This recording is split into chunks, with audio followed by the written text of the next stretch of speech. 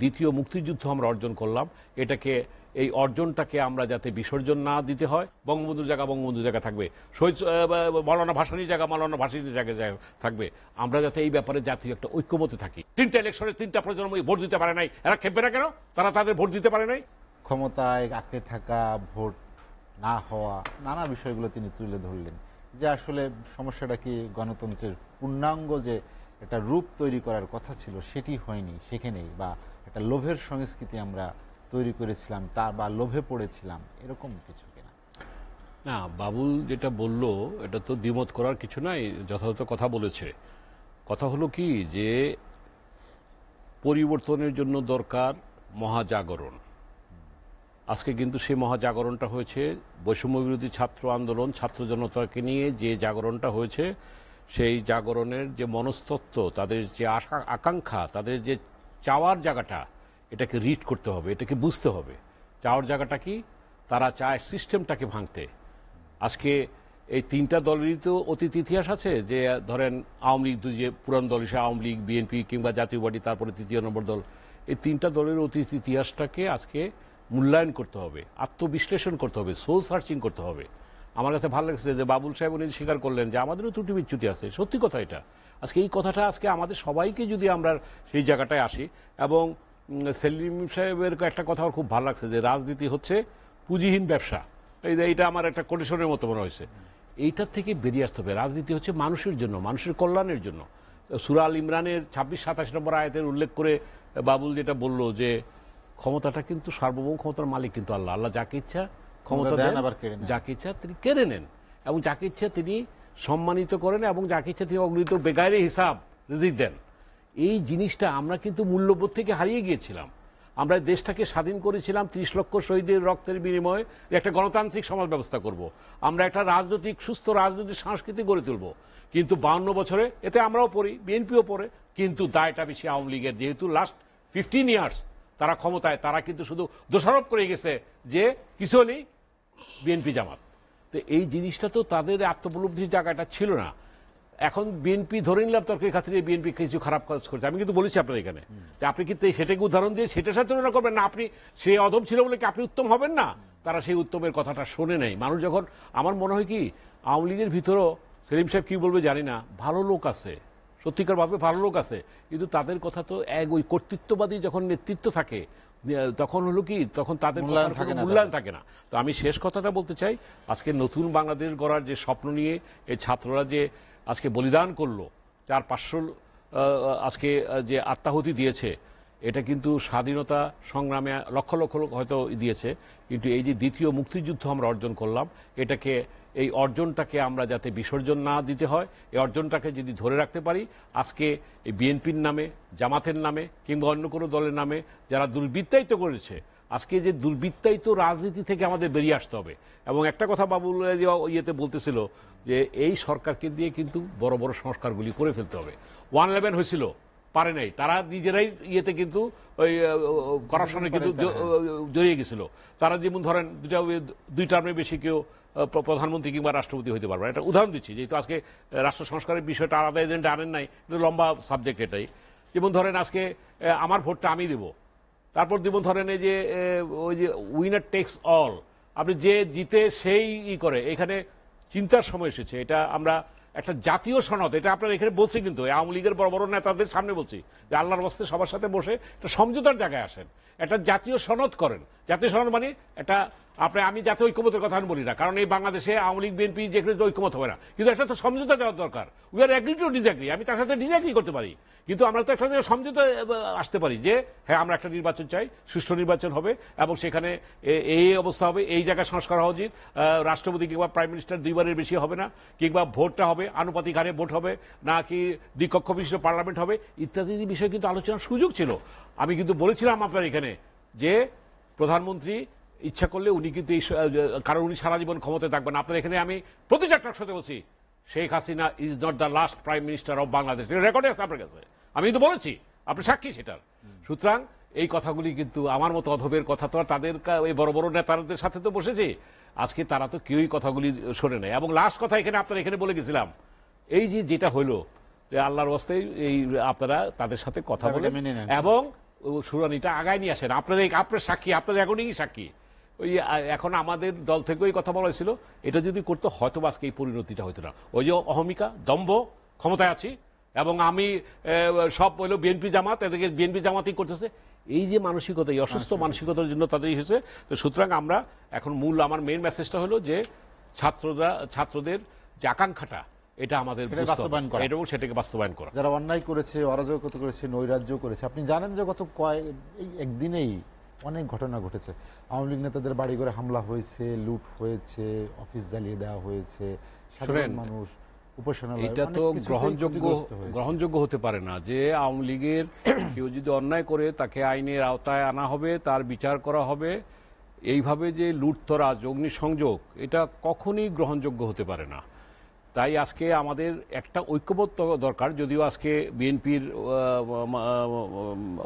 বেগম খালেদা জিয়া, জনাব তারেক রহমান, ওনারা অলরেডি আহ্বান জানিয়েছেন এবং বিভিন্ন দলীয় নেতৃবৃন্দ, ইসলামিক নেতৃবৃন্দ, তারা ভিডিও বার্তা বলছেন যে এটা করা যায় না। কিন্তু যারা করছে কিন্তু ছত্রছায়ী। ধরেন আমি এই একটা এলাকার আমি বিএনপি করি, কিংবা আমার আন্ডারে, কিংবা আমি জামাত করি, কিংবা আমি অন্য দল করি, ওই ধরেন পার্সোনাল গ্রাস ছিল, কিছুটা ক্ষোভ তো আছে, ক্ষোভের বহিঃপ্রকাশে এটাকে কিন্তু কন্ট্রোল করতে হবে।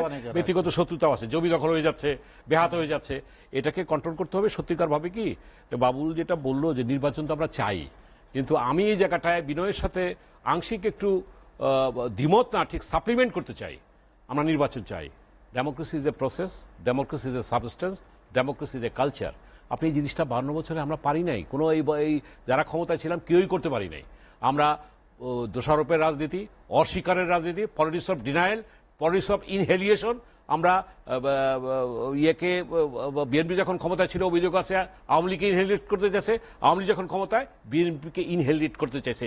আজকে এই জিনিসটা থেকে আমাদের বেরিয়ে আসতে হবে। তাই আমি পরিশেষে এটা বলবো, দেখেন ছাত্রদের যে মাইন্ডটাকে রিড করতে হবে। পাশাপাশি এটাও ঠিক, কি গণজাগরণ না কি মঞ্চ হয়েছিল, গণজাগরণ মঞ্চ হয়তো মহাজাগরণ হয়েছিল, কিন্তু ইমরান খান কিন্তু ওই যে নিউ ইয়র্কের স্ট্রিটে গিয়ে আবার মাই খেতে হয়েছে। আমি এই কথাটা ছাত্রদের উদ্দেশ্যে বলবো, তারা অবশ্যই আজকে যে ট্রাফিকিং করতেছে, তারা যে উদ্ধারকৃত টাকা কিংবা লুটপাটের জিনিসপত্র যে ফিরিয়ে দিচ্ছে, এটা প্রশংসার দাবিদার রাখে, আমরা করি। কিন্তু পাশাপাশি এটা মনে করতে হবে তাদেরকে রাজনীতিতে তারাই ভবিষ্যতের প্রধানমন্ত্রী, তারাই ভবিষ্যতের সংসদ সদস্য, তারাই ভবিষ্যতে এসপি, ডিসি, আমলা, তারা সেটাই হবে। তাদেরকে একটা পর্যায়ে থেকে তাদেরকে লেখাপড়ার জায়গায় ফিরে যেতে হবে, রাজনীতিবিদদের করতে দিতে হবে। কিন্তু ওই যে কথাটা বাবুলের সাথে আমি সাপ্লিমেন্ট করতে চাই, নির্বাচনটা তড়িঘড়ি করে নির্বাচন করলে চলবে না। এটাকে রিফর্ম করে একটা যৌক্তিক সময় দিয়ে বড় বড় জিনিসটা করে তাদের যে মাইন্ডটাকে, আবারও বলতেছি, তারা যে আত্মবলিদান দিল, তারা যে দ্বিতীয় মুক্তিযুদ্ধ আমরা অর্জন করলাম, যে আমি বলেছি বাংলাদেশের দ্বিতীয় বৈষম্যের দাবি, যে সামাজিক ন্যায় বিচারের দাবি, যে সুশাসনের দাবি, যে প্রতিহিংসার রাজনীতি যাতে আর না আসে, আমরা সিস্টেমটাকে ভাঙতে চাই। এইটাকে আমরা যাতে ফিরিয়ে আনতে পারি, এবং এইটা পর্যন্ত আমি ব্যক্তিগতভাবে আমার ওপিনিয়ন হচ্ছে মিনিমাম 9 থেকে 1 বছর পর্যন্তর মধ্যে একটা সময় এই সরকারকে অবশ্যই দেওয়া উচিত। অবশ্য সব কাজ তারা করতে পারবে না, আলটিমেটলি কিন্তু রাজনীতিবিদদেরই করতে হবে, কারণ রাজনীতিবিদদের ছাড়া বেশি দিলে কিন্তু এটা আবার সংকট তৈরি করতে পারে। তাই আমি অনুরোধ করব যে আজকে তারা ঐতিহাসিক দায়িত্ব পালন করবে। কারণ একটা কথা বাবুল সাহেব অফ দ্য রেকর্ডে বলতেছিল, আমি তার সাথে খুব ভালো লাগছে কথাটা, যে এখন ধরেন ভবিষ্যতে যে দলই ক্ষমতায় আসুক, তারা এসে যদি ভালো কাজও করে, ওই ভবিষ্যতে অন্য বিরোধী দলরা বলবে যে তারা তাদের স্বার্থে করতেছে। এদেরকে দিয়ে সার্বজনীনভাবে সকলের কাছে গ্রহণযোগ্য যে সংস্কারগুলি দরকার, আমার মনে হয় এটা ডক্টর ইউনূস সাহেবের সরকারকে স্বাগত জানাতে চাই। তারা সেটা করবে, জনগণের প্রত্যাশা করবে, এবং বিশেষ করে এই বৈষম্য বিরোধী ছাত্র আন্দোলনের নেতাদের কিংবা ছাত্রদের যে আকাঙ্ক্ষা, সেই আকাঙ্ক্ষাকে যাতে আমরা বাস্তবায়ন করে। এবং লাস্ট কথা, আমরা কিন্তু মাওলানা ভাসানীকে সম্মান করতে হবে। বঙ্গবন্ধুর নেতৃত্বে কিন্তু দেশ স্বাধীন হয়েছে, বঙ্গবন্ধুকে অপমান করা ঠিক হবে না। আপনি শেখ হাসিনাকে প্রাইম মিনিস্টার ছিল, তারই করেন, সে তো এই দেশটাকেই করছিল। আজকে ক্ষোভের কারণে আপনিই করেন, তার মূর্তি ভাঙছেন, ঠিক আছে, একটা ক্ষোভ প্রকাশ হয়েছে, কিন্তু 32 নম্বরে আপনি গিয়ে আগুন দিয়ে করবেন, এইটা গ্রহণযোগ্য না। আমার মনে হয় যে এটা এক সময় এটাও একটি প্রশ্নের সম্মুখীন হতে হবে। আমরা আসেন না, কাউকে ছোট করে কেউ কখনো বড় হতে পারে না, এবং কাউকে সম্মান করলে কেউ কখনো ছোট হয় না, এই কথাটা মনে রাখতে হবে। তাই আমি বলতে চাই যে শহীদ জিয়াউর রহমান তার জায়গায় থাকবে ইতিহাসে। আমি এই কথা বারবার বলছি, কিন্তু আপনার ইয়েতে বঙ্গবন্ধুর জায়গা বঙ্গবন্ধুর জায়গা থাকবে, শহীদ মৌলানা ভাসানীর জায়গা মৌলানা ভাসানীর জায়গায় থাকবে। আমরা যাতে এই ব্যাপারে জাতীয় একটা ঐক্যমতে থাকি, আমরা যেন বিভাজন সংলাপ প্রয়োজন, এবং আমি তো বলছি এই কথা বারবার বলছি যে একটা জাতীয় সনদ, জাতীয় সংলাপের মাধ্যমে একটা জাতীয় অঙ্গীকার এই সরকারকে দেওয়া হচ্ছে যে ইয়েস আমরা এই ইস্যুতে আমরা কোনো ডিভাইড নাই, অর্থনৈতিক পুনর্গঠন, একটা ভালো নির্বাচন যাতে ভালো ভোট দিতে হয় এবং আমরা যাতে 2 টার্মের বেশি না হয় ইত্যাদি ইত্যাদি, কিন্তু একটা সংলাপ কিন্তু করতে পারে। এটা এই সরকার এসে যা যা করবে এটা তার 1 বছরে সব কাজ করতে পারবে না। মেন একটা ইলেকশনকে করার জন্য যা যা আনুষঙ্গিক করা দরকার ভালোভাবে সেটা করতে হবে, এবং যাতে করে ভবিষ্যতে একটা চেকস অ্যান্ড ব্যালেন্সের জায়গাটা তৈরি হয়। না হলে কিন্তু আবার এইবার হইলো আবার দেখা যাবে যে এই 52 বছরের পরে আবার 5-10 বছর পর দেখা যাবে যারা বড় দল ক্ষমতায় আছে 5-10 বছর ধরে তাদের বিরুদ্ধে এরকমভাবে আন্দোলন হবে। আমরা তো সেটা চাই না। আমরা চাই একটা সিস্টেম আসুক যার মাধ্যমে সত্যিকারভাবে এই বাংলাদেশটা 52 বছর তো কম সময় না। আমরা চাই যে একটা আমাদের স্বাধীনতার যে আকাঙ্ক্ষা ছিল, ওই যে দেখেন লাস্ট কথাটা বলি শেষ করি, মুক্তিযুদ্ধের চেতনা দাঁড়িয়ে আমাদের আওয়ামী লীগের কিছু মনে করেন না, আওয়ামী লীগের নেতারা বলতেন সব মুক্তিযুদ্ধের চেতনা তারে চেতনা কি ছিল, ওই মুক্তিযুদ্ধ নাতিপতি চাকরি পাবে, নো, চেতনা ছিল যে একটা সাম্যের বাংলাদেশ, বৈষম্যহীন বাংলাদেশ, গণতান্ত্রিক বাংলাদেশ। তারা সেই দিকটাই তারা নজর দেয় নাই। আজকে এই 3টা 14, 18, 24 3টা ইলেকশনে 3টা প্রজন্ম ভোট দিতে পারে নাই। এরা খেপবে না কেন? তারা তাদের ভোট দিতে পারে নাই। তারা এই প্রজন্ম যখন দেখছে হ্যাভ এন্ড হ্যাভ নটসের দ্বন্দ্ব যখন প্রকট, তখন তারা খেপছে। যখন দেখছে যে যেটা বললো বাবু সাহেব যে একজন গ্রামের একটা মহিলা বেরিয়ে আসছে, একদম অভিভাবক বেরিয়ে আসছে, তার ছেলে সন্তানকে সে ডিম খাওয়াতে পারে না, ডিমের দামের কারণে দুধ খাওয়াতে পারে না, ডাব খাওয়াতে পারে না। তাহলে এই যে একটা বৈষম্য, একজনের হ্যাপ লক্ষ কোটি কত টাকা লাগে, হাজার হাজার কোটি টাকা আপনি বিদেশে পাচার করে দিচ্ছেন, এটা তো হইতে পারে না। হ্যাঁ, আজকে একটা জিনিস কি, আজকে আমার মানুষের আকাঙ্ক্ষা থাকতে পারে একটা বাড়ি করেন ভালো কথা, দুটো করেন, আপনি ব্যাংকের টাকা আপনি বাইরে পাঠিয়ে দিবেন। সুতরাং এর থেকে মুক্তি চায়। আসেন আমরা দেশটা একসময় আমরা গণতান্ত্রিক চর্চার মধ্যে আজকে যেরকম আলোচনা হচ্ছে, একটা জিনিস কি আপনারা বাংলাদেশের কালচারে একমাত্র একটা টকশোর জায়গা যেখানে আমরা এগ্রি করি, ডিসএগ্রি করি, তর্ক করি, এটা বাস্তবে যাতে আমরা মাঠে ময়দানে রাজনৈতিক প্ল্যাটফর্মে যাতে আমরা করতে পারি, এটাই আমার প্রত্যাশা।